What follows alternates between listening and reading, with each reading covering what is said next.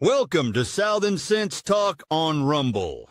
You are going to love Annie the Radio Chick-A-Dee Ubelis and her co-host, C.S. Bennett.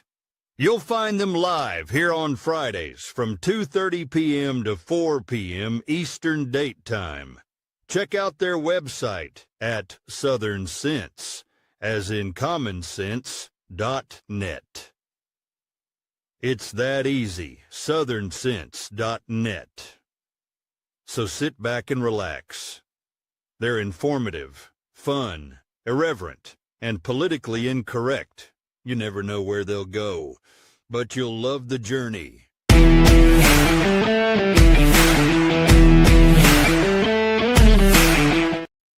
All right, welcome back to another adventure here on Southern Sense. I'm your hostess with the least mostest, Annie, the radio chick. Oh, no, actually, we're no longer radio. It's just the Chick-A-Dee, isn't it? Oh, yeah. Get our act together here, Annie, along with my co-host, Curtis C.S. Bennett. We got ourselves an exciting show. Mark Tapscott has retired, so he's no longer with the Epoch Times, but we will have Janice Hisle with the Epoch Times. She is the in-depth reporter for U.S. political news and cultural trends. And we've got something a little bit different today. Not political, but murder mystery. We're going to have Clu Wright, who's going to be talking about a murder that was deemed a suicide in Florida back in 2010. And it's very interesting. And I guess maybe in some way politics plays with it because of some of the characters that were involved in the investigation and the lack of prosecution. So we got a lot of questions going on about this, and maybe we might solve the mystery. Yeah. I'm looking forward to it. I was just watching Columbo the other night, and I said, wouldn't it be nice if we could solve this case? Because it looks like there are some irregularities about it. So There are quite a few. And we're going to be discussing it with the private investigator that did this, that delved into this. And a matter of fact, he did some radio interviews, one of them with a friend of the show, Dr. Carol Lieberman, who was supposed to be with us last week, but her schedule changed and she's no longer available on Fridays. So what we're going to be doing in the near future is we're going to be doing a separate tape of Carol during the week, and then we're going to cut it into the live show. So even though she can't be with us live on Fridays, we will have her back as a guest, and we're putting that all together in the very near future. So we will have Dr. Carol back. We got a lot going on. yeah. As of half an hour ago, the Pope's casket was sealed, awaiting for his ceremony tomorrow, the funeral mass, which will be 9 a.m. in Rome. It'll be 3 a.m. here in the United States. I don't know if anyone's going to want to get up at 3 a.m., but I'm sure they'll be rebroadcasting it all throughout the day. They record it while you sleep. Yeah. Now, Janice, when she does join us, she's going to be talking to us about this El Salvadorian who was, quote, improperly deported. Not. The good father. Yeah. And I actually came across a couple of other things that tie into it. It seems like the Justice Department and the FBI are starting to go after these activist judges. There was one in Michigan who harbored one, preventing him from the ICE agents from getting him for deportation. They arrested her. There's another judge in New Mexico that actually had a Trendiagua gang member and several of his buddies living on his property. His wife rented out one of the outer buildings to a gang member. And not only did they arrest the person for deportation and his buddies, they turned around to the judge and says, you better resign. And they've barred him from ever being elected or holding any position in the courts. Well, the problem with that situation is in these countries, banana republics, these gang members are known to, and even here with the mafioso, for influencing judges and politicians, and that may be the case in this. With him being so friendly with these guys, he might rule favorably, in a case that any of their members come up, to face, and we just Exactly. can't have that. No, exactly. He had compromised himself. And now he tried to play innocent, blah, blah, blah. But I'm sorry. You live on the border. You were a judge. You see this come before you in court all the time. It's across the news. Now, how do you not know that this person is a gang member? How do you not know this? I mean, they've got the tats all over their faces, their arms, their hands. The signals. The signals, yes. And the law enforcement actually raided the building that this guy was living in and finding guns and things like that. You cannot be that dumb. You cannot possibly be that stupid. But he did the right thing and he did resign. And they have further gone forward. The Supreme Court in the state of New Mexico has said he cannot run for another judgeship. He cannot hold any position in the solicitor's office. He cannot hold any judicial position at all, period. He's barred from it. And rightly so. But he's at the age where he can comfortably retire, obviously. So it's not going to bother him too much, but it does send a very strong signal to these activist judges. Hey, listen, we don't care where you are or what your excuse is. If you aid the enemy and you abet a criminal, you will be prosecuted, you will be found out, you will be exposed. And rightly so. I'm sorry. Now, in your law enforcement career, have you ever come across something like this before where a judge got himself in a situation like this and was exposed? I personally did not know anyone, not personally, but you always see something like this in the news. Mhm. So I'm glad that he took the right thing. He did the right thing and he did resign. And the state Supreme Court said you can't hold any further position. And that is done rightly. This Trende, I can't even pronounce it. All right, I'm going to say TD. This Venezuelan gang, they have become so dangerous. insidious. They're very dangerous. And you've got a bunch of these liberal Democrats in courts trying to get 20 of them to be returned to the United States when they are known gang affiliations. And this is something that's been uncovered recently also through the FBI, that this group from Venezuela is actually facilitating known enemies to come into the United States. Now, compound that with the recent news articles that have just come out in the last day or two, that this very same gang has found a way to break into ATMs. And they are stealing hundreds of thousands of dollars from these ATMs in just one swoop, one ATM. So they're stealing over $100,000 per ATM. And they're sending it overseas to our enemies to help facilitate the destruction of the United States. What part of not knowing that this Venezuelan gang is an enemy of the United States? It is a terrorist organization, flat out. It is. And one of the problems I have with this is these courts want us to process each and every one individually before we ship them off. But they had no problem with them coming in here in great numbers without being processed. And another thing, they're after this president for exporting them. But Obama, what was he known as? The exporter in chief. He got Absolutely. rid of thousands of them, and nobody complained. No one complained at all, but that's okay because it was the darling of the Democratic Party.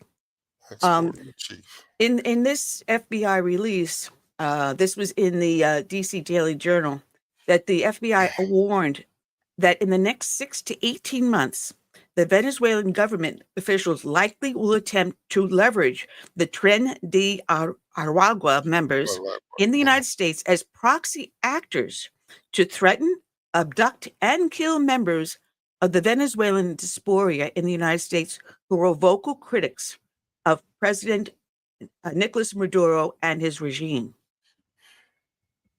Hit squads. Yeah, it is hit squads.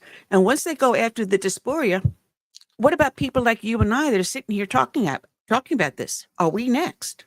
Or our government officials. Correct. And when you consider that, what was it? 55% of the people on the left believe it's absolutely okay to kill the president of the United States. I mean, you look at all of this that's going on, and it's not a division like 50-50 in the United States. It's a small minority that is attempting to influence the majority. So we've got to call it out as it is. And we are seeing people on the left saying, enough's enough. I'm leaving the Democratic Party. The latest one is a state senator, I believe it was state senator, congressman in Florida, Pizzo. Oh, he was chairman of the party, the Democrat Party in Florida. And he said, you go find someone else. I'm stepping down and I'm putting myself in as an independent.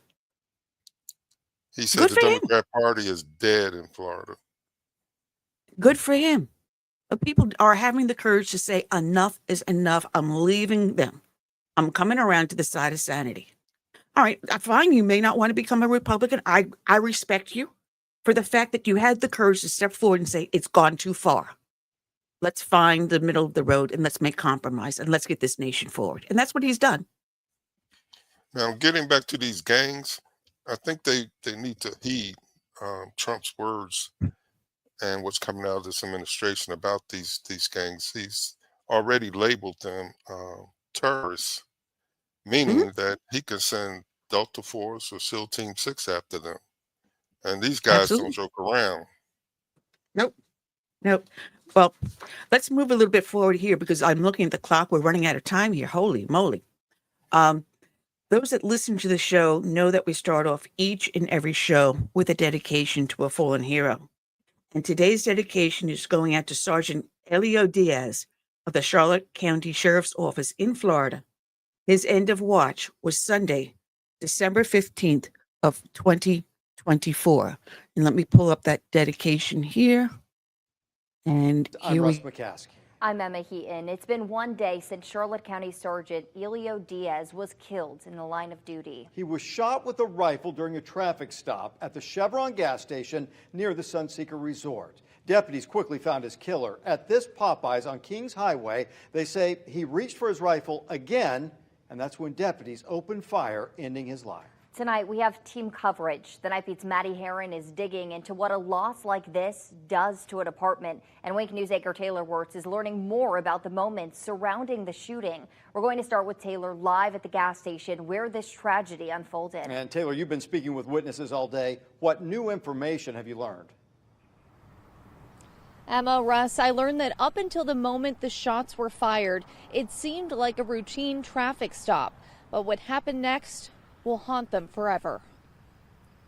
A sergeant killed in the line of duty, a manhunt shutting down major roads, and a suspect taken out by law enforcement. All this happening in a split second felt like I was there for like 5 minutes. But why did it happen in the first place? That's a question people who were at the Charlotte Harbor Chevron station on 41 Sunday keep asking themselves. Joseph Martin and his wife noticed Sergeant Elio Diaz conducting a traffic stop. They say everything appeared normal. There was no arguing between the officer or the suspect. Until the sergeant went back to his car. When he returned, the driver, 24-year-old Andrew Moyson, opened fire. The man turned around out of the front seat of the truck with an automatic rifle and just started opening firing on him. I'll never forget that man's face a day in my life. It was just the most disturbed, lost look on anyone's face I've ever seen. Jaquan Jackson and his wife were in the middle of a U-turn when they heard the shots. We counted 7 shots. I just saw a body and it receiving multiple rounds more than necessary, so I knew it wasn't an act of defense. We all knew that someone lost their life before our eyes. Then Moisen just drove off. He just got in the truck like nothing ever happened. And of course, we know after fleeing the Chevron, Moisen led deputies to a nearby Popeyes where, when cornered, he reached for his rifle yet again and was shot, later dying. Now, back here at the Chevron, Good Samaritans tried to give Sergeant Diaz CPR, but unfortunately, he didn't make it.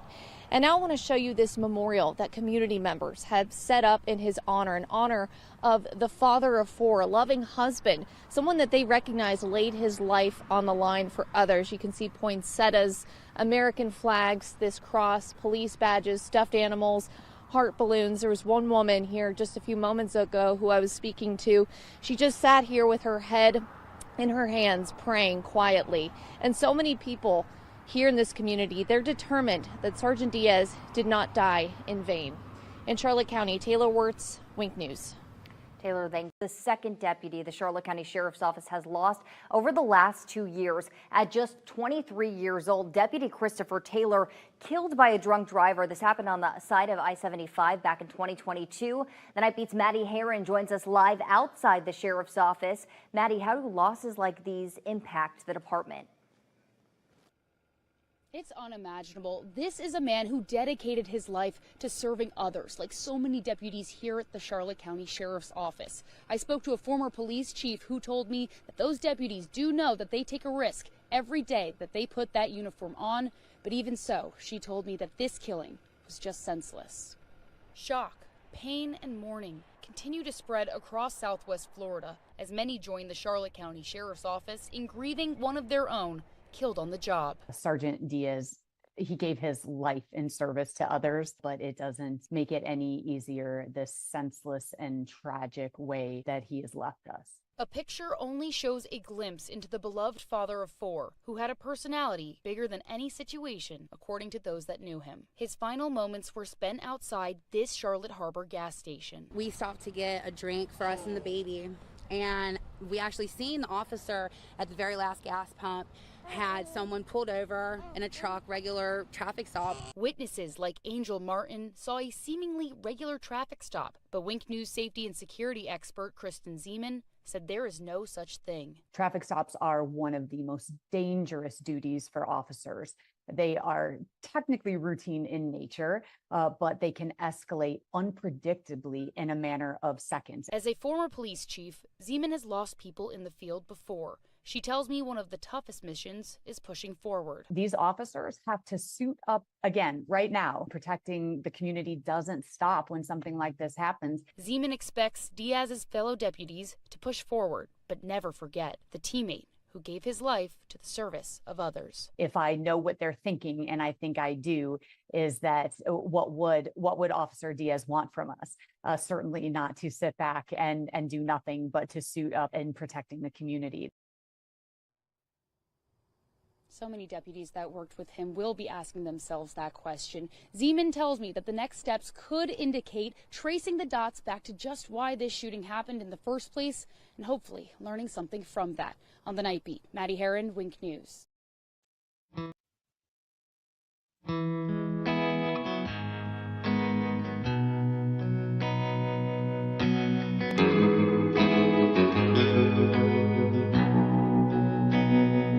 Let it be said, when we finish this race, we kept them free, we led with grace. Let it be seen, from sea to shining sea, beautiful America, living our legacy. Oh,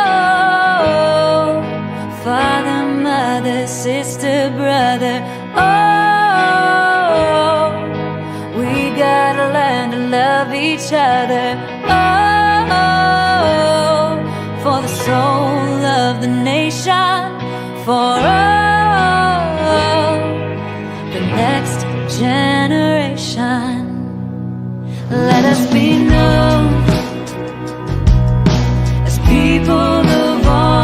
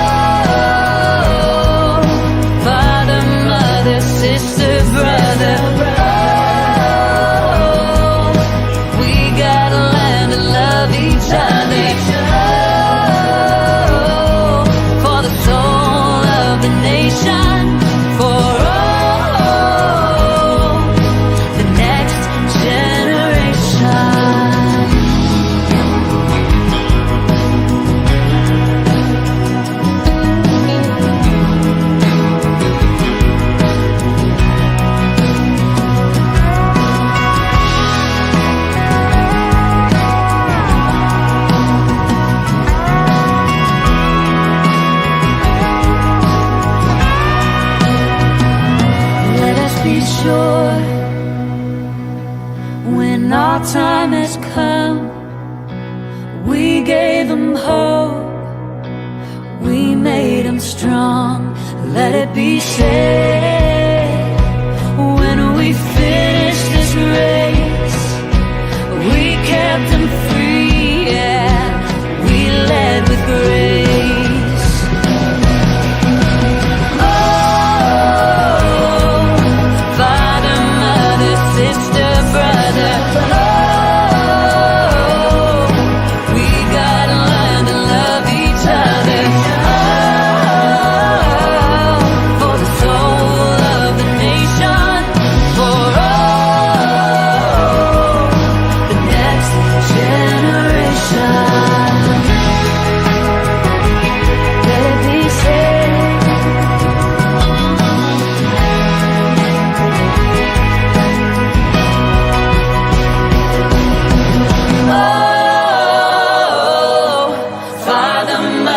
Sister, brother, oh,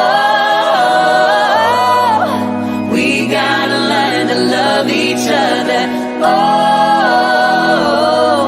for the soul of the nation, for oh, the next generation.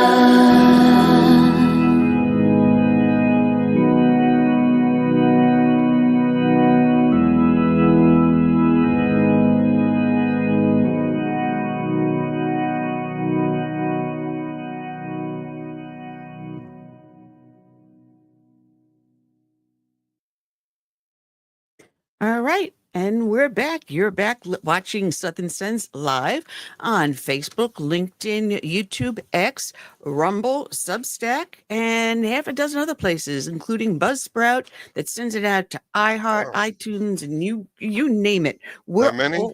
all over the place. I would say there's probably about 24 places that our show does pop up at. I'd love to get paid Awesome. for this.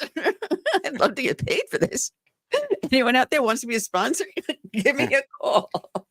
Hey, it's informative. That it is. That Very it is. informative.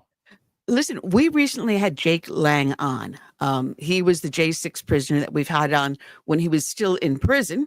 He was held for 4 years and 6 days without a trial. Without a trial. And we had him on when he was in prison, and right after he was released, if you remember, he called into the show. He signed into the show with his mom at DMV. He was getting his driver's license now after 4 years. He has now thrown his hat. Last month he did this. He threw his hat into the ring. He is, two J6ers have said they were going to be candidates for the U.S. Senate. Derek Evans of West Virginia and Jacob Lang, former New Yorker, now in Florida, transplant, who goes by the name of Jake, and he is also running for office. And this is great. They're saying that there's other J6s also. He's running for, I believe, Senate in Florida, correct? Yeah, and I need to still connect him to our friend Ted Yoho. Mm-hmm. Yeah. But they're also saying that there's other J6 defendants.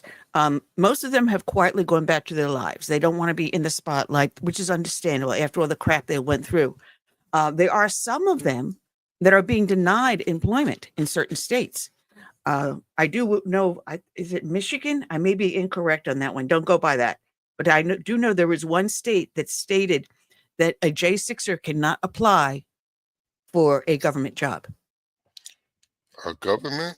State? Yeah. We talking state? Because I can't see this happening at the federal. No, at the state level, cannot apply for a government job on the state level. I mean, that's really ridiculous. Well, they've been pardoned. Yeah. And a lot of people pleaded guilty to something they did nothing wrong. It would have been a trespassing ticket, if anything. A trespass ticket? It's a slap on the wrist. And yet they found themselves pleading to felonies when no felony was committed. So the harassment of the J6ers still is ongoing. And some of these guys and gals are starting to step forward and saying, enough's enough. We're going to take our government back. And this is how we're going to do it. We're going to do it by the ballot box. I call it a ballot box revolution. And that's what we're going to be seeing come this next presidential election is going to be a ballot box revolution. Well, I compare it to what happened on COVID. And you had military personnel that refused to take the shot, and they were let go. But Mhm. now And some now of they're them being that are called back. some are volunteering to come back. Yeah, some don't want anything to do with it, but it was an injustice. You know, they cry all the time, "It's your body" when it comes to abortion, but when it comes to an COVID untested jab. shot, it's not your Mhm. body. No, no. And the after effects, the adverse reactions are finally coming to light. And they're saying, yeah, there have been a lot of adverse reactions. And I honestly do believe a friend of mine lost his grandson, 9-year-old boy, beautiful kid, active in sports, nothing wrong with him, never had a heart problem, never diagnosed with one, dies of a heart attack. So, a lot of this is now coming to light. And with that said, things are coming to light. Want to welcome a new guest to the show, Janice Hisle of the Epoch Times, or Epic Times, as I love to say. Hello, Janice. Hi, thank you for having me. Our good friend, and I've known him for, probably probably 2 decades since ever I started doing the show. Mark Taps got retired from the Epic Times, and we're going to miss him dearly. So I'm going to have to give him a call and just harass him in his retirement. But you recently wrote an excellent article about Abrego Garcia, and he is the so innocent El Salvadorian that got mistakenly deported. We opened the show talking about, I can never say this, Tren de Agua. Probably, I always say just TD. Actually, I speak Spanish. I can help you with this. I'm married to a Tren de Cuban. Aragua. I'm married to a Cuban, and I still can't. Even my late husband spoke Spanish. Je parle un petit français. Oh, no, I don't do French. But, a lot of things are coming up about this gang. Now they just came up in the news just today about the ATM thefts, and hundreds of thousands of dollars per ATM is being stolen from these banks and sent overseas to aid our enemies. We are seeing now that the Venezuelan gangs are helping to import hit squads against Venezuelan diaspora. And yet no one wants to admit that any of these guys are gang members. And our friend Kilmar Garcia is a perfect example of what we're supposed to be looking for. Well, President Trump did point out that these people were led into this country with pretty much no vetting at all, but yet he's getting a lot of resistance about trying to kick them out and, hearing that they were supposed to having due process. And so where was that when they came into the country? That's his question. And as my report pointed out, Abrego Garcia, there are quite a few indicators that he may have been in a gang, especially those tattoos on the hands are something most people point at that they say it's hard to argue with that. He has denied that he belongs to a gang, but those tattoos kind of tend to speak for themselves. And the Chicago Bulls baseball cap. Right. People And don't now realize that it. alone, but without the entire context here, usually, as according to the law enforcement documents that I read, you can't be hanging out according to the rules of the MS-13 or Mara Salvatrucha gang. You're not allowed to hang out with other people that are not members of the gang in good standing. So if that's true, why would he be with these people at this Home Depot where they were all arrested back in 2019? And in fact, if something that keeps getting glossed over that I would like to emphasize is that his status as an illegal immigrant subject to deportation has not been disputed. He says he is an illegal immigrant. He admits it. And the only thing that really is in dispute here, actually two things. Did he belong to a gang, which is almost a little bit extraneous, regardless of whether he belonged to a gang or not. He is still subject to that deportation order, which was put on hold only because he demonstrated that his family was receiving threats. And based on what I read, it looked like those threats, the judge said they were very credible, considering many people testified that his family ran a business As soon as the gang, rival gang called Barrio 18 found out that this business was making money, they said, hey, we want a piece of that action. So they were, quote, charging them rent. The gang was. And so repeatedly threatening them that if you didn't pay this rent, we're going to, kill or hurt members of your family. He and his brother both fled to the United States at the urging of their family. The gang was supposedly trying to recruit them. Now the gang that he's accused of being a member of is a rival gang. So you can make a reasonable nexus here that perhaps if he in fact is this upset with the gang Barrio 18, would he possibly join the other gang to fight against that gang? Janice, isn't it beneficial for the administration to point out and consistently point out that Obama, he deported people by the thousands, and there was no backlash to it? I do believe they have tried to point that out, but it seems like that isn't really getting anywhere in terms of trying to argue on behalf of the Trump administration so far. There are a lot of judges that do appear to be opposing these efforts to deport a lot of these people. Now, on the other hand, there are still a bunch of people who were successfully deported. So these cases do stand out, though, because of the way they're being fought, for sure. I have to admit, I do speak a little Spanish. The Spanish I speak is when I went, habla porta policía, and I go, migra. But that was before the gangs had the tattoos that they now have. I have to apologize. My camera has a tendency to go in and out when I move the mouse. But back then, it was hard to determine whether or not someone was a gang member unless you started to do a full investigation. And that you ran it upstairs to the detectives and to the gang squad and let them handle it. But today, most cops, by looking at someone, can tell whether or not there's a gang affiliation because of the tattoos and everything. And Well, I'm sorry, tattoos they're painful. The gang, these officers who specialize in gang intelligence, knowing all of the ins and outs of how these gangs operate, they have a lot of knowledge.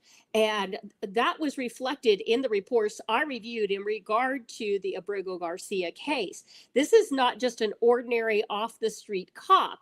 These are police officers who have specialized knowledge. This is their job, to know how gangs operate, to know the symbols of these gangs, to know who they hang out with, to know some of the known active gang members who have been prominent in their areas. That is their job. Units. And so there were officers who were in the gang unit, the unit specializing in gangs, that actually observed this particular individual, Mr. Abrego Garcia, at that Home Depot back in 2019. Well, now I'm trying to get some of the things clear in the article. Now, his mother and father have the business in El Salvador, not here in the United States. Correct. So they were being harassed in El Salvador, and the father is a former police officer in El Salvador. Yes. So when they asked him to flee, it was obviously because he was trying to be recruited. Yes. So in order to preserve the family and save his life, they said, get out of here and we don't want you to join a gang. Yeah, they worried for his safety, for sure. And the entire family was being threatened, according to what I was reading. So his brother fled first, and then he followed behind. Now, they're saying they traced him coming in as early as 2011, but he's claiming later than that. See, I've seen conflicting reports on that. And when you're not coming through a port of entry and it's not documented, they call you undocumented or illegal for a reason, because it's not documented. So what he said in that initial encounter with the authorities back in 2019 was March 25th of 2012. But again, I've seen some of the same things you're apparently referencing that put the date a little sooner. But regardless of exactly when he came in, the fact remains that deportation order remained in place, but it was just put on hold with, this judge saying, look, you can't send him specifically back to El Salvador. Now, at this particular point, the Trump administration is saying that the gang that had been threatening his family has pretty much been neutralized in El Salvador, that the El Salvadoran government has really cracked down hard on these gangs. And we actually had a reporter from the Epoch Times. You may want to talk to her. She's really great. She went to El Salvador and spoke to regular citizens there who told her, almost without exception, I think there was one person who questioned it. They said, look, we wanted this place cleaned up. We didn't want these gangs running rampant around, threatening people, doing like what they did, extorting money from this family. Many other families were tormented by these gangs. So that's what we're hearing lately. There's so many things, because you mentioned that it was put on hold, the order, but that does not mean he could not have been deported to another country. Correct. It was only on hold going back to El Salvador specifically. So he's always had a deportation order on him. Correct. And the officials that I talked to early at the beginning of our little segment here, you mentioned the word mistakenly deported. And the Trump administration is really pushing back against the use of that term, saying that almost sounds like, oh, we got the wrong guy. And they're saying, look, that's definitely the father here. The father from Maryland, the man of the year, whose wife doesn't even want him back. Well, she has been lobbying for him to come back. And she's saying, that she hasn't really been answering questions in regard to the protection order that she got against him back in 2021. In 2022, was it 2020? Yes, 2022, he was also picked up on suspicion of, or I just stopped on suspicion of human trafficking. Actually, the reason he was pulled over was speeding, and they saw all these people in the car, like 7 or 8 people, and they can't figure out why are these people with this guy. And I think that officer was told to let him go because they didn't have the legal grounds or any specific strong reason other than maybe a suspicion here. So again, that part I don't know a ton about, but there are a lot of concerns raised about this gentleman beyond the fact that he is an illegal immigrant, admittedly so, and therefore subject to deportation after the court ruled that. Well, if I remember about the car stop, he did not have a driver's license to begin with, and the car was owned by a known human trafficker. I believe His that boss. came out after my article was published. Yeah. A boss. Yes. His boss, was a known drug trafficker. Because it reminds me of a time we pulled over a car that had, I believe it was 9 people in it, and it was a 2-door sedan. So we couldn't prove anything, but eventually everyone got a ticket for no seatbelt and improper lights and whatever we could think of. And we walked away with like about 13 tickets. But it was, at least we can turn around to the detectives and say, hey, listen, we pulled this over. This is the information. You may want to follow up on it, which is what a lot of cops on my level would do. And then would go up onto the street gang to the detectives and whatever. But obviously they knew, they did their homework, and the guy was flat out deportable. But yet we have mainstream media saying, oh, we are so horrible. We sent this father. And then you've got Chris Van Hollen going down there and having margaritas with them. And I'm looking at my husband, God bless him. And I said, there's no bars on the window. There's no guards around him. He's sitting there in a comfortable restaurant, well-dressed with clean clothing. He looks well-fed. And so what is so horrible about him being back in his home country?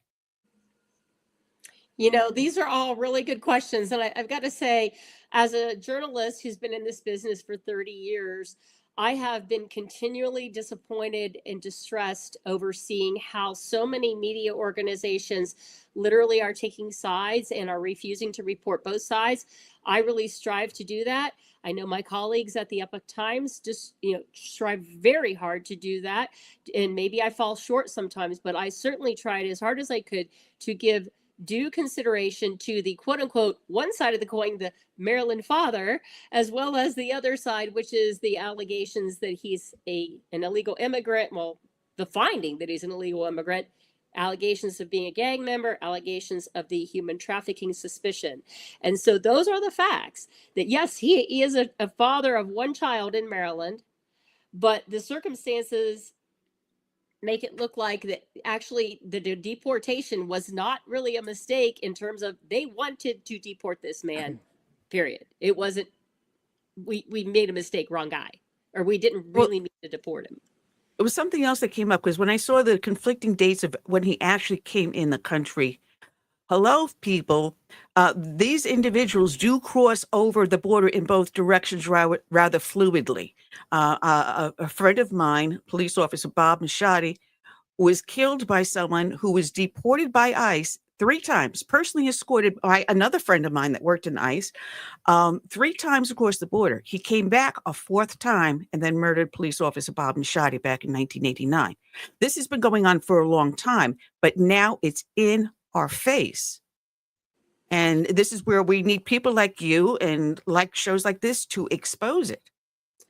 You know, the effects on society of illegal immigration, like you pointed out at the very beginning of this segment, they are very far reaching. And a lot of members of the Hispanic community have been telling me that, hey, look, we had to come in and do it the right way. We resent those who do not. Now, like I said, I'm married to a Cuban American who fled, whose family knew the Castros were there, and the bullets flying across their front yard. They knew it. They came here and had been, and they look at this and say, well, this is not how we came here. My late husband was a displaced person from World War II, and they had to wait years before they can come in. And you had to have a job lined up. You had to have a place to live. You had to have a sponsor that spoke for you. And you could not get any government benefits for 5 years. And yet now today, we're the mean, evil people because we said you didn't do it legally. You know, the idea is that, you know, they want to have people come into our country following the laws to start with, rather than breaking the law to start with, and also coming here with the intention of contributing to American society, not just, you know, taking advantage of the blessings that we do have here. Yeah. And then, of course, they impose their standards in our life. And now, no, this is not how our nation was built. We're built as a nation of laws based upon the Constitution. That's the rock bed of it. And yes, if you make efforts to become a legal American citizen, you have those rights. But if you are here illegally, you don't have those rights.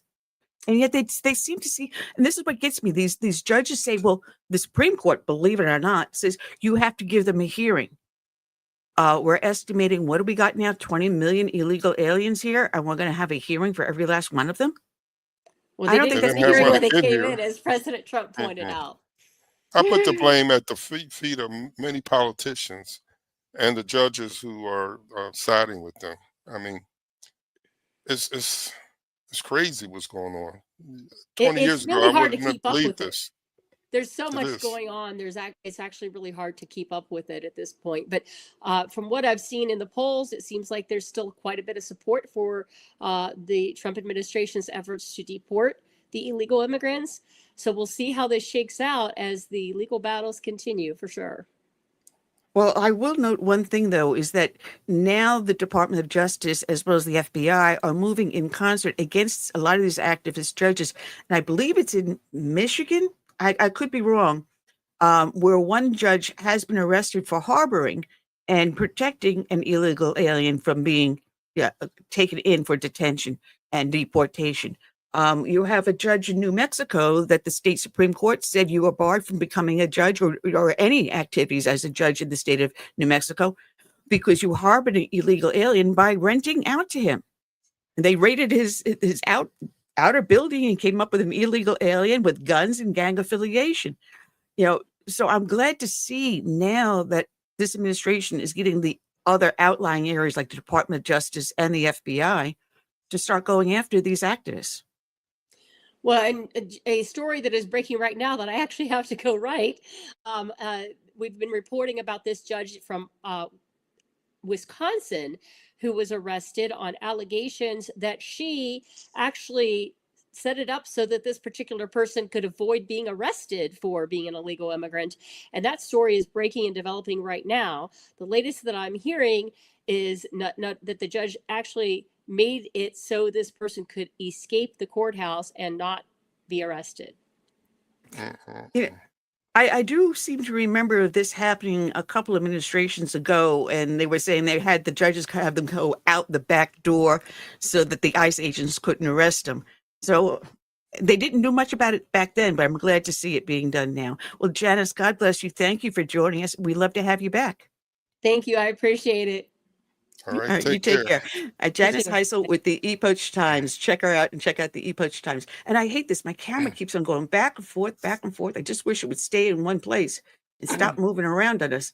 But I see our friend Clu is here, but unfortunately his camera is not activated.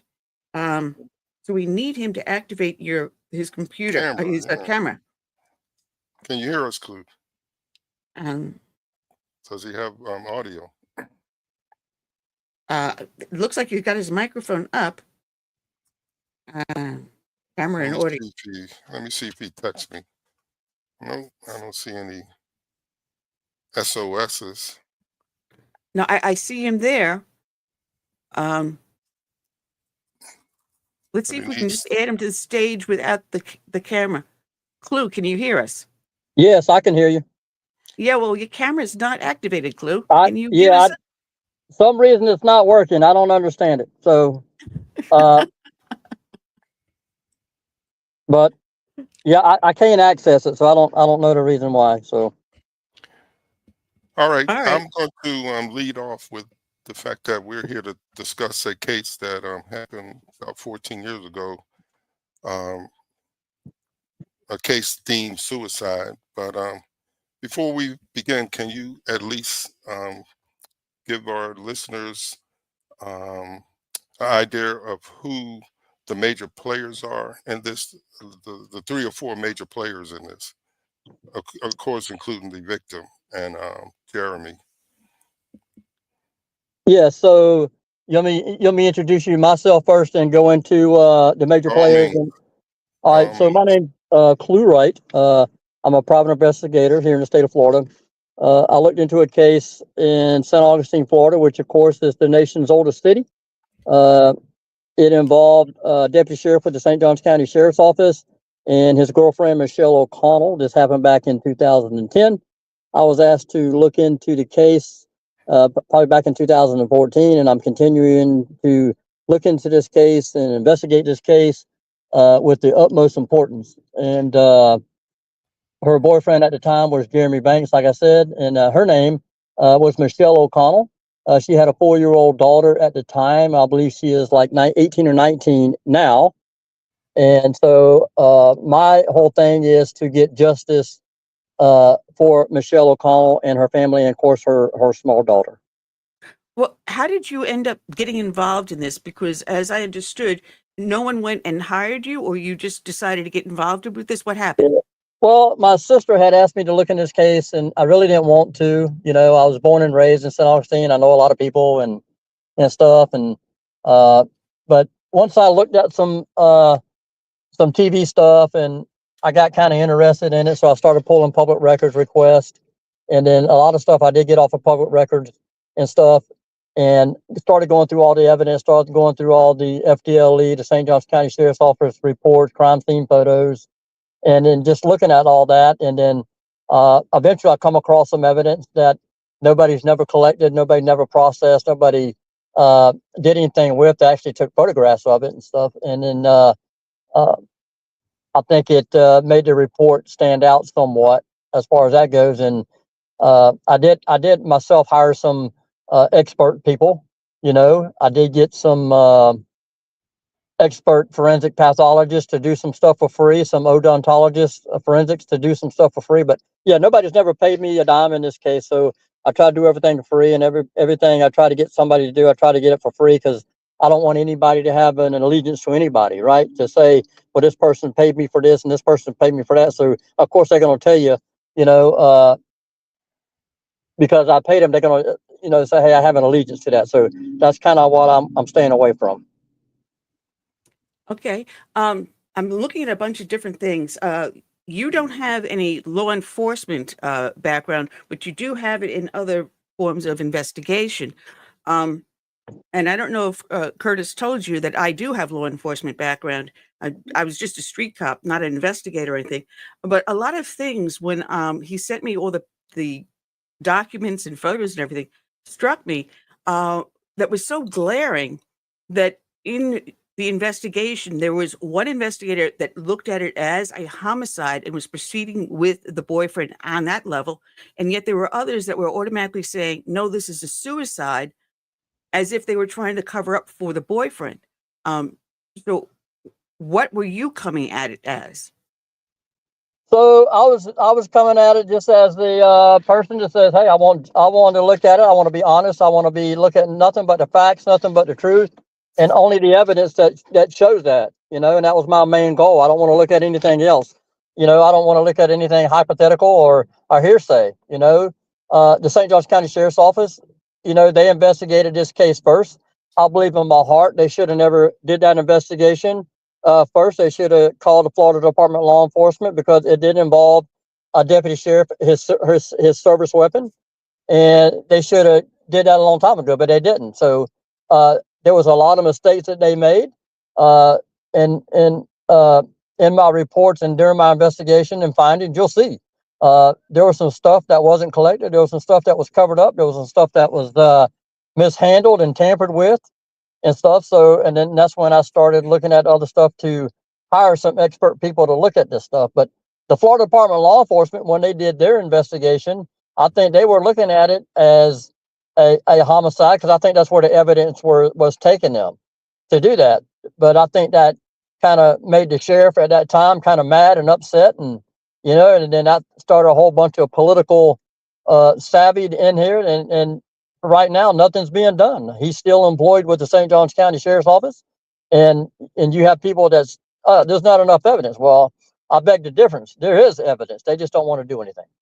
Well, could you take us through the last hour maybe of this woman's life and what led up to her death when she got home, and what you think transpired, and what he said to the operator, that was controversial, the 911 call.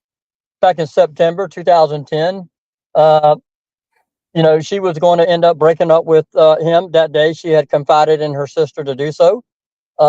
And her daughter was staying with her sister. And then she had bought some tickets to go to a concert at the St. Augustine Theater.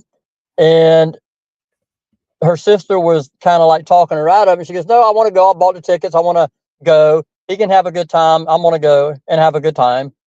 And actually, two of her brothers went. One brother was sitting beside them. Another brother was sitting farther away.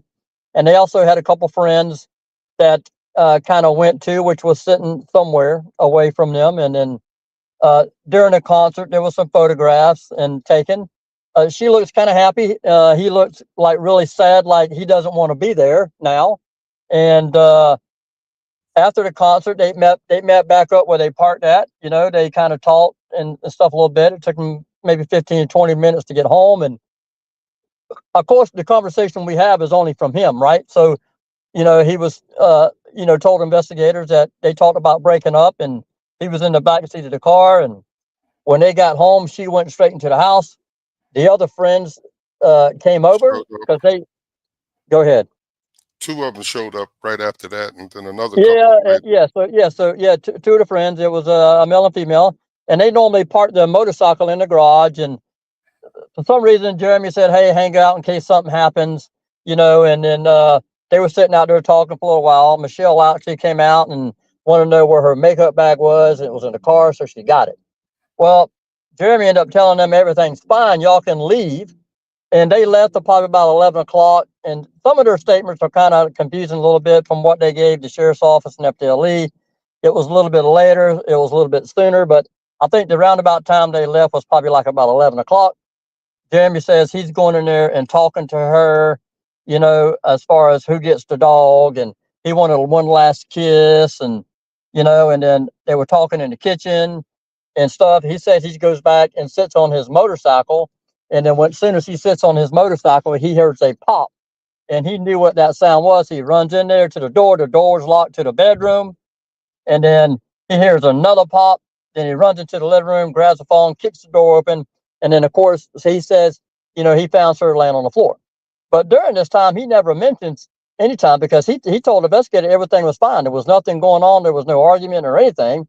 And then he never mentioned this door being locked at any time. All of a sudden, when he goes sits on his motorcycle, he comes back and hears all that. It's a locked door, right? But the detective that arrived on the scene, automatically, she was like, "Oh, we got a CYA, we got to cover her on butts." They already perceived this being suicide because when he calls 911,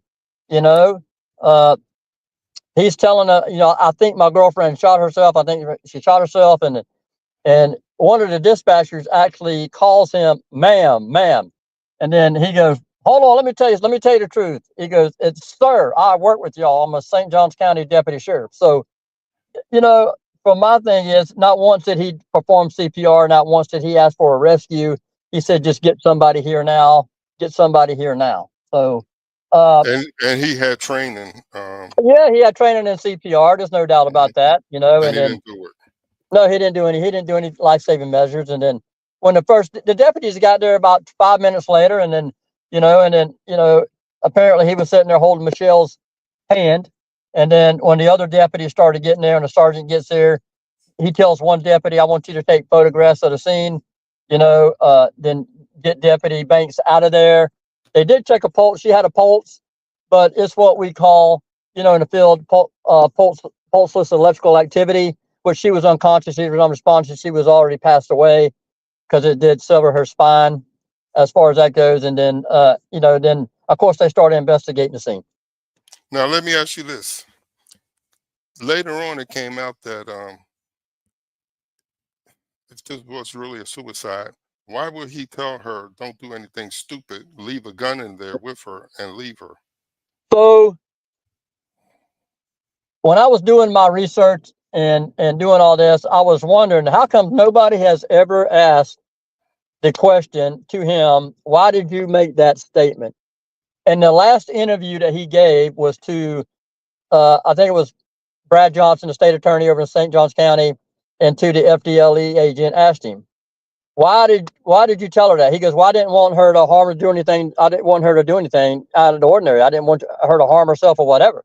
Well, if that was the case, and that's what you're saying, and you think that she's not in her right mind, you're leaving all your rifles in there, and you're leaving your gun that's your service weapon for the St. Johns County Service, your weapon. You leaving your weapon in there with a person that you think is not in her right mind. For me, that's somewhat neglectful, right? So for being a trained deputy sheriff, why would you even consider that, right? And then the next thing is that just an ordinary lay person, and even your girlfriend, wouldn't even know how. I been around law enforcement all my life, and I never knew how to get a gun out of the holster. I just thought you just pulled it out, right? But it's not the case. It's a 3-point retention holster. You have to know how to do that, because it's for the person not to come up there and grab a cop's gun and try to kill them with it, right? So even the medical examiner didn't know how to get it out of that holster, and then all of a sudden it's locked back in the position, for the locking mechanism. Why would she lock it back, right? To be able to do that. So there's a lot of mystery surrounding that. All right, And did Clu, she have some things coming up, like a new job or promotion and stuff? It looked like her future were. Yeah, Curtis, I'm going to get to that, but I got to pause because we don't have a camera. I was trying to get a picture of you on here, and I wasn't able to do it. So just let people know that Clu's camera is not working. It's not that because we don't like his looks. He's a good-looking man. But I want to walk you back a little bit because, like I said, looking at the crime scene photos and everything, a lot of things struck me really odd. Now, there's a problem with the timeline because there was 2 people that went to the concert with them. One of them, her statements, she ended up falsifying, making false statements under oath. They had a problem with the timeline also. And it is so sketchy between the time they got to the house, who stayed how long, who left how long, and exactly when the call went in. The other thing we know for a fact is when the call went into 911, correct? Yeah. So, and, looking at that, I can understand that, their times might be off in certain things, but I do take it back that they probably left about 11 o'clock because they had to go back and get her daughter and stuff, as far as that goes. But the statements they gave to the St. Johns County Sheriff's Office and the FDLE is a little different, especially, the ladies, because if you back up to the concert, Michelle wanted to leave the concert. She wanted to get her keys. She got the keys from Jeremy and says, hey, I'm leaving. Something's happened to my daughter. I got to leave. Well, the friend of hers, is like, no, I got the keys from her because she was drunk and I didn't want her to leave. But in another statement that she gave, well, I got the keys because if she would have left, we wouldn't have been able to go out that night, with Jeremy or Michelle or whatever. So there's two different kind of statements. Which one is it? Was she drunk or you just didn't want her to leave, right? Apparently, Michelle was leaving the concert for a reason. I think she knew that she wanted to leave. And if you look at the photograph that was taken, you can see Jeremy Banks is actually upset about something, right? So, and I think she wanted to get away from there and go get her daughter and just get away from that relationship. And if you go back to the scene and that locked door, I honestly believe in my heart that she locked that door to keep him out. And she didn't want him to come in that door. That's what I think, So like I say, you only got his statement, right? But you got to look at the facts of the scene. You got to look what's at the scene and what makes that for me to make that decision. And I can make that decision here in a little while when I can tell you about some other evidence. But I really think that she locked that door to keep him out. Well, what I found amazing is how the scene was not secured by the first responder on the scene. The first officer on the scene has to secure everything, get him out of there, and bag his hands. Well, I mean, they did end up getting him out of there, and then, the thing apart is that one of them took a pulse on Michelle. Oh, she's got a pulse. And then one of the deputies actually said that Jeremy was like, once that happened, was like, like outraged, right? So they got him outside. They did end up taking a GSR, but they never took him off the scene. They should have took him to the sheriff's office, put him in an interview room, and secured him. They allowed him to give an interview in the back of the detective's car with his sergeant who was off duty. So they never got him out of there. They never got him away from anybody so they can interview by himself. They only collected one shirt. They should have collected all his clothing, all his shoes for forensic evidence and samples and all that, but they didn't do that. No, and they found blood on his hands from an area where he could not. What they found blood underneath his shirt, like 2 specks of blood underneath his shirt. I don't think they found any blood on his hands. They found 1 micron of GSR, which is gunpowder residue, on his hands, right? So, I mean, that's kind of amazing. If he's sitting there holding her hand, if she's the one that fired a gun, right, and he's entering that room, he should have more than 1 micron. I can promise you. Well, now, a lot of the evidence that was in that room was never collected. It may have been photographed, but never collected, left as trash to be discarded, that was never entered into evidence. What initially struck me when I very first looked at the photograph was, number one, the belt she was wearing was the same belt I used on my uniform every day for 10 years. It's the same exact belt. And I'm looking at the way it buckles. She was buckling it. She's right-handed from the way she was buckling it. And yet the gun was found on her left-hand side. Correct. So, well, you also saw I had a conversation with, so both medical examiners that had anything to do with this case, they are no longer here. So they both passed away. So I had not the original medical examiner, but the one who made the actual decision, to call this thing, that she held the gun upside. So he's saying that she held the gun upside down, and then dangled it to put it in her mouth. And then, because he told me personally, and it's in my report, that she did a 180 and spun and hit the ground, and I told him, so listen, I'm not the smartest person in the whole world. I said, but that's impossible because both shell casings are off to the left side of her. That wouldn't have happened, right? So the other shell casings would have been on the other side of her. And there's no blood spatter nowhere in the room, right? So there's no really blood from her neck down anywhere. Her body was laying in a supine position, looking straight up. The only blood flow was from her mouth down the side of her face into her hair, right? So any type of person with any good common sense, they don't have to be a detective to look at this stuff, is that she would have to have been laying in that position when the injury occurred.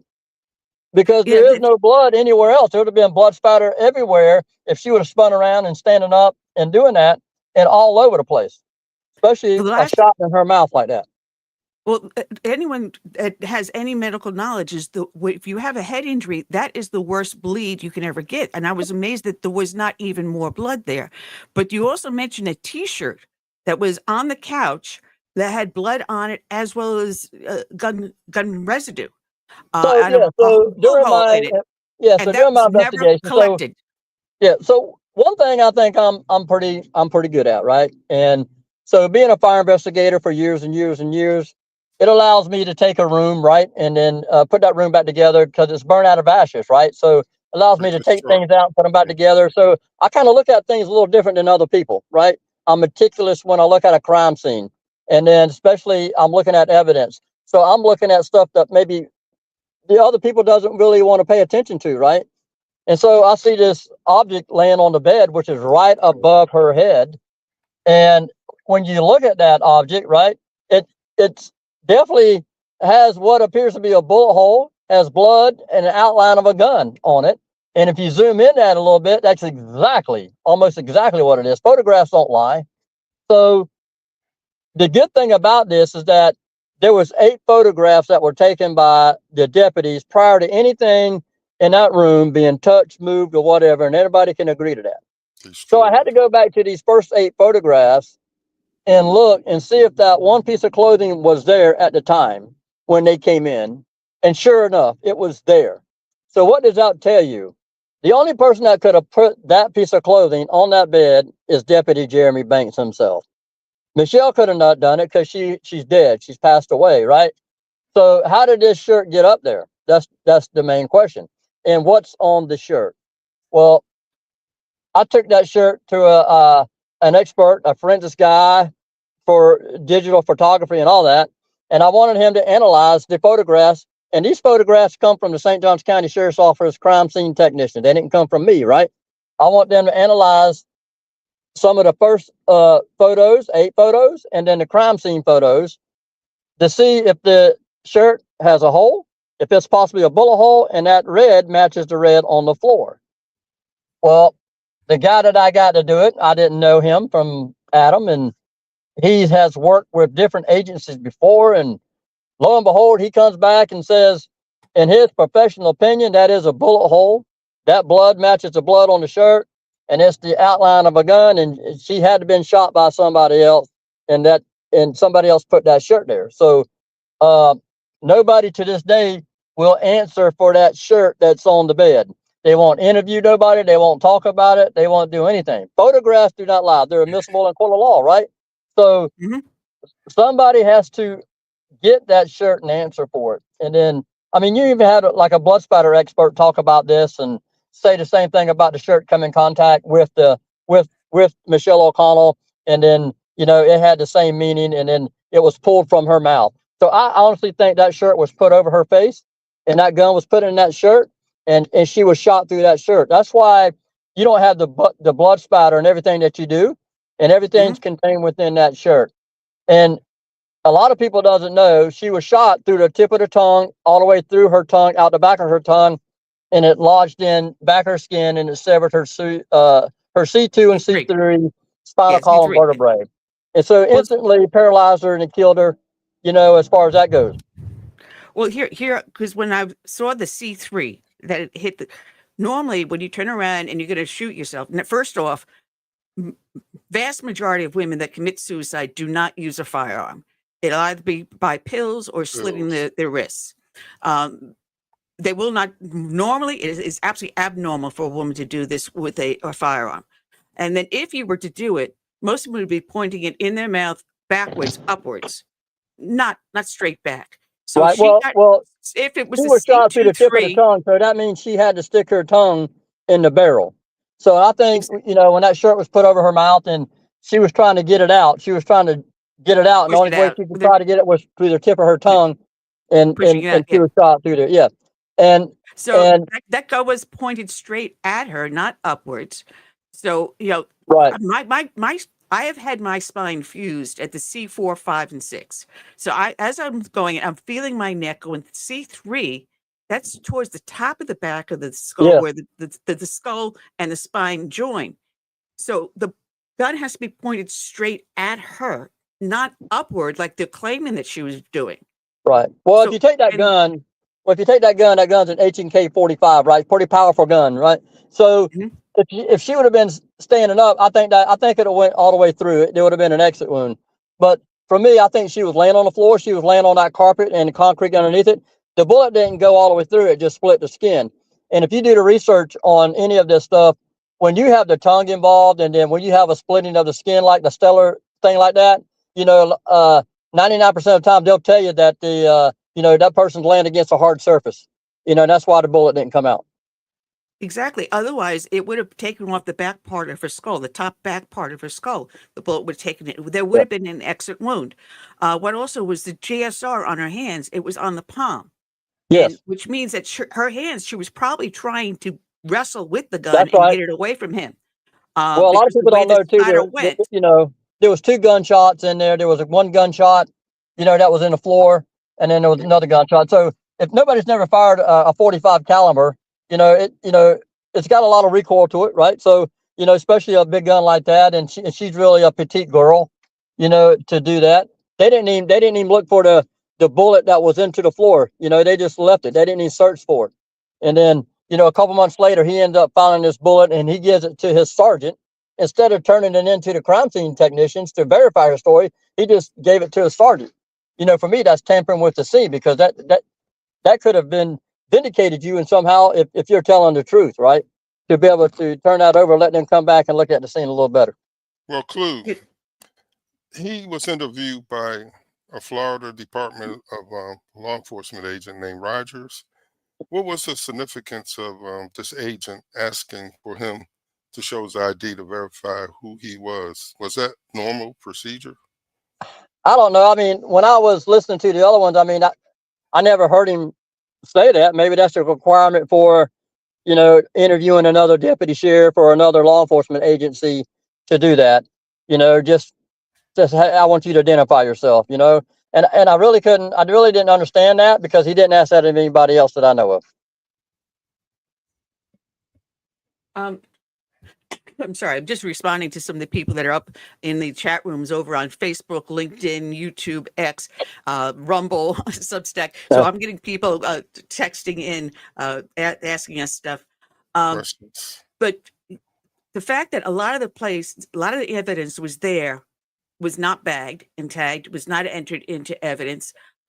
Even stuff that is inconsequential should have been taken in, and that room should have been practically stripped of everything, of materials that were in there. 100%. But also, and even though her boyfriend Jeremy Banks had some sort of gun residue on his hands, what was interesting is no one turned around and paid any attention to the surgical glove that was on the hood of the vehicle parked in front of the garage.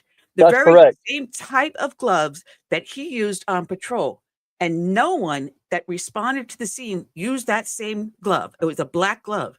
Now, I carried in my kit, I always had either clear or blue. Yeah. Everyone has their own preference. Yeah. So in the back of his patrol car is a box of black gloves. I mean, they could have took that and matched it with a manufacturer thing. They just took pictures of it. Same thing with the gun holster on the kitchen counter, right? There was empty gun holster on the kitchen counter. Why is there an empty gun holster in the kitchen counter? They never took that and see if it matched, the H&K 45. So for me personally, I got a solution, so I think he kicked that door in. I think he had his gun with him at the time. I think he went in there to try to scare her, and I'm just speculating here, but I just think he went in there to try to scare her. I think the gun went off. And then as soon as that gun went off, I think she can't leave, right? Because if she leaves and tells anybody who uses guns in the commission of a felony like that, in the state of Florida, it's mandatory 20 years. So I think after that there was a struggle with the gun, and he took her down. And I think that shirt has a lot to do with this, within this death scene. So she decided to leave. She was packing her stuff up, and it was very obvious that she was packing everything up. He did have guns all over the place. And I'm sorry, you never leave your gun belt in the middle of a floor. I'm sorry. Well, especially when you got a 4-year-old girl that lives at that house. And there were guns left all over the place. Yeah. None of them secure. And you're right. If there's a child, that's the one thing you do is you make sure you're secure. And if you have a gun belt and you've got equipment on the gun belt, that can be also dangerous too. You want to make That's sure right. that is secured out of the reach of the child or anyone else. That was not done, which I found was extremely reckless. The fact that he was then questioned on the scene by one investigator, I think, if I'm correct or not, his name was Rogers. And Rogers Well, was no, the one. That's Detective the Rogers came FDLE. in later, about 5 months later. So Detective Hines from the St. Johns County Sheriff's Office is the first one that questioned him at the scene in the back of her car. All right. So there was some there that did suspect that something was afoul here. And then it looks like others that responded were basically saying, well, we know something's wrong here, but we're going to cover it up. Well, I think Sergeant Beaver, right, was the first one that was there and said, something doesn't look right. You know what I'm saying? Right. Something's not right here. And he's the one that told, Deputy Holly to take the first 8 photographs of the scene, which I think, Lord, the good Lord that he did that, right, to do that. But yes, so later on in the crime scene photograph, right, when I started going back through these, that shirt that's on the bed is no longer there, So I'm like, well, did they collect it? They didn't collect it because it's not in the collection log, right? So you go back to some other photograph, it's on the floor. So it's on the floor with these other pieces of clothing, So somebody took that shirt off the bed and threw it on the floor. And I have an affidavit from a prior deputy sheriff saying that she had actually talked to one of the crime scene people, and she was told that she was given an order to take that shirt and discard it. Wow. So to me, there you got a cover up, you got tampering with the evidence, and you got the misplacing of evidence and not securing that evidence. But now it kind of goes from, hey, this is really not a suicide, right? Now you're covering up a death crime scene, and then people that did that, it's almost like, hey, y'all just committed felonies yourself. And yet no one's been held accountable. But I also want to note that you did an interview with a friend of the show, Dr. Carol Lieberman, Yes. in reference to this. She did 2 episodes back in 2017 where she said Jeremy Banks, the guy is the murderer. He fits the psychological profile. Everything he did on the scene after she went after all the information, and you did a personal interview with her on January 17th of 2017. And yet to date, no one has been held accountable. No. So a lot of people don't know this, but I'll go ahead and know it now. But I think I told Mr. Bennett, but I am writing a book on this case, and then that was my next question.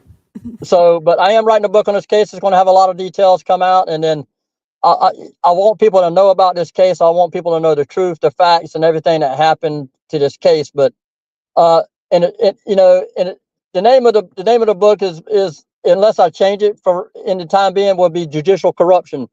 I think the judicial system in our country is the most corrupt system within our entire government system, and I believe that within my whole heart. It's not just here. I think it's everywhere, because I'm working, and people do commit suicide, right? They commit suicide every day for unknown reasons. But there's a lot of other people that do not commit suicide, but they just call it suicide because they don't want to go out there and investigate it, whether they're lazy or whether they want to cover up something and they don't want to do it. And I have other cases that I'm working at that are kind of like this same way, right? And so, and for people to get informed, or people just don't want to know, but for the most part, people do not want corruption within their government. That's what they're trying to root out now. Look at Donald Trump. He's trying to root that out now. And you got that deep state, and nobody wants to change anything to do that, And so once you start messing up that deep state, and once you start messing up that thing, people get aggravated and they don't like it. Clu, what is the purpose of a victimology report, and why wasn't one done here? So the purpose of a victimology is to know who Michelle O'Connell is, or any person, right? You want to know who that person is. You want to interview their family, their friends. You want to find out, hey, what was she like as a baby? What was she like as a kid? Did she get in trouble? Did she have any psychological issues? Did she have any past boyfriends that beat her up, or was she aggressive? If you do a victimology on somebody and you find all this stuff out, just because somebody's depressed or whatever doesn't mean that they're suicidal either. So, but they never did this. They never did a victimology. They never wanted to find out about her. They never wanted to investigate that. So if they wanted to would have found out about her, they would have seen that probably, hey, she wasn't depressed. She was actually breaking up with her, like people told them they wanted to. But they went in there with that mindset that, it's a suicide and we're going to investigate it as a suicide and we're going to stick with the suicide theory. Well, it basically seemed like they were just trying to cover one of their own. And I'm sorry, as a former law enforcement Well, that's officer, obvious I because of the cannot evidence condone that. that was obvious because now, I mean, we have proof 100% that there was evidence tampered with and moved and discarded and covered up. She was not depressed by any means because she was saying she wanted to get home to her daughter.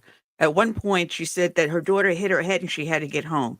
She was starting a brand new job in just a matter of a couple of days, learning how to do CPR. She had a note in She was a going to take card a to CPR remind course. her.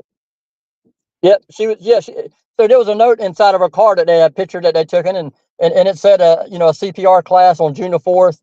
So she was getting all that. I mean, she was fixed to get insurance, and start a new life. So she wanted to get away from Jeremy. She wanted to move out of there and get away from him.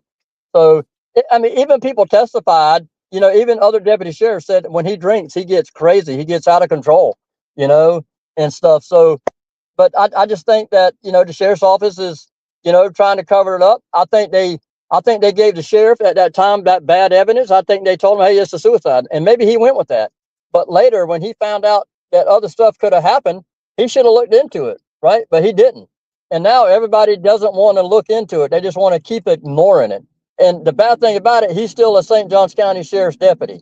They never took this to a grand jury. Why don't they take this information to a grand jury? And if they do that, I guarantee you he'll be indicted. Clu, there was an autopsy note by Dr. Hobbin, and he stated there's no clear-cut threat of suicide. So why was this ignored and the case not reopened? Listen, I've been trying to wrap my head around that all the time. So, why did he make that? So he must have thought that, a lot of people don't know. So in the state of Florida, when a medical examiner, right, the head person of a district gets picked, and then people, some people probably not going to like me for this, but so you got several people from the government agencies, the sheriff, the state attorney, the county commissioners, the public defenders. They get together from this district, whether it be Flagler, St. John's, and Volusia, and they actually ask this, doctor questions and stuff like that. So if they like them, they'll put into the governor, we want this guy, right? Instead of it being an elected position, I think they got a sense of ownership toward that person, right? To be able to do that. So, a lot of people said, well, no, we can control them. Well, how do we know that, right? We don't know that. And maybe you can't, but maybe you can to some degree or whatever. But I asked a medical examiner in Jacksonville one time, do you actually take what the police departments tell y'all and for granted? They go 99% of the time, yes, we do. Well, that's a problem because under the state statutes in the state of Florida, a medical examiner is supposed to do an own independent investigation. They're supposed to do their own witness statements and all that. You just can't take what the sheriff's office tells you to take. And technically, the sheriff's office, they can't move a body. They can't move clothing. They can't move anything around a body because that body belongs to the medical examiner here in the state of Florida. But guess what? We got a sheriff's office here that was moving pieces of evidence, taking it, discarding it, and throwing it away, to cover up this crime.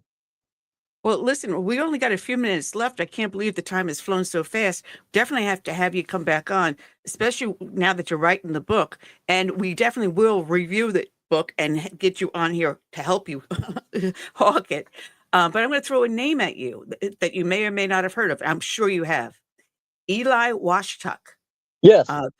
38-year-old father of two who mysteriously was shot and killed inside his condo, a condo that had a lot of security around it. And lo and behold, he was investigating the very same Michelle O'Connell death that you are. So let me tell you about Eli, right? So Eli had a lot of my stuff. Michelle mom gave him a lot of my stuff. He wasn't a private investigator. He was a citizen that was doing, some good faith work and stuff like that. And there was a lot of rumors surrounding, his death that Jeremy maybe, killed him and stuff like that. So I actually investigated that case, and maybe that's a subject for another show or whatever, but I actually investigated that case. I visited the crime scene after it happened and stuff. I interviewed his son, and doing all that. And I got my theories, the same theories as the sheriff's office has and stuff. Why they haven't made an arrest yet, I have no idea, because I believe in my heart I know who did that. And I think that's for another show. Well, absolutely, Clu. Well, thank you for joining us. And definitely we're going to have to make room for you to come back again and discuss both murders. And I'm sure you're going to incorporate that also into your book. It was fascinating reading all the material that you put together and looking at the photos. And I did not put any of the crime scene photos up on the show because some people may be disturbed by it. So I'm sure you're going to put them in the book. One thing I do, I don't put any bodies in the book. I do show the crime scene. It does have a little bit of stuff in there and I always, and I got a disclaimer and stuff in there about, some of the things that are in there. So hopefully the book, I can get it out within a month or so. I mean, I got it at the publishers now, so hopefully that'll be getting done and stuff. So hopefully we can get that out and tell the people, what really happened. Well, definitely we will do that. And God bless you for all the hard work you do, Clu. Thank you for joining us. Well, thank you for having me on the show. And I'm sorry my camera is not working. So hopefully I can get that situation resolved for next time. And hopefully we can find justice for Michelle O'Connor. Well, thank you so much. And hopefully we get it.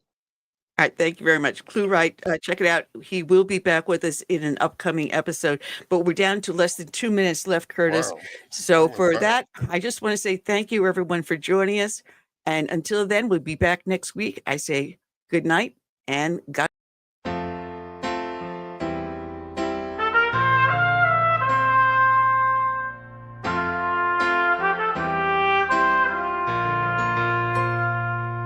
I'm praying for this land I love, America, America, the home of the free. But there are people making plans to change America. They've no respect for her or what matters most to me. That's why I stand for the flag and I kneel at the cross. Long for the friends I have loved and lost. And I still believe in God we trust, and the freedom our forefathers granted us. I hope it's not too late to save America.